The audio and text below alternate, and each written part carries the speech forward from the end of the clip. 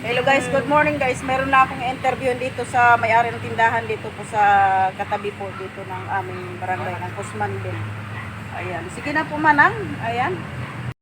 Ano po yung inumpisahan po, mother? Ito yung kabila una. Mm.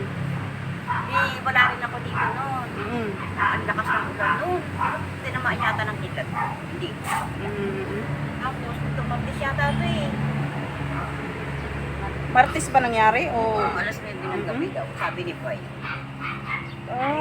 Talagang dinidyosan ako, talagang mahal na mahal ako. kaswerte Lord, naman kasi talaga. Kumbaga, alam talaga ni Lord na gabi ang gagawin Para wala ako na dito. maunuo Hindi ako po. matatakot. Kaya nga po, manirvis ka talaga siyempre pag ano lang po niyan.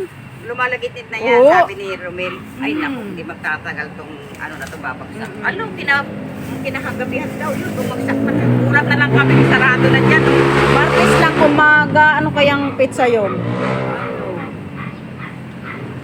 Martis, nakaraang linggo lang. Karang linggo. Parang mag-isang linggo na ngayon yan. Mm. O di, anong pecha yun? Lunes man ngayon. Ibali mag isang linggo sa bukas. Oo, isang linggo. Ayun guys, maraming salamat po. Ayan, magbabay ka na ate. Bye-bye! Oh. Magluluto pa. Nagluluto pa daw si ate. Ayan, maraming salamat ate sa pagpa-interview sa'yo.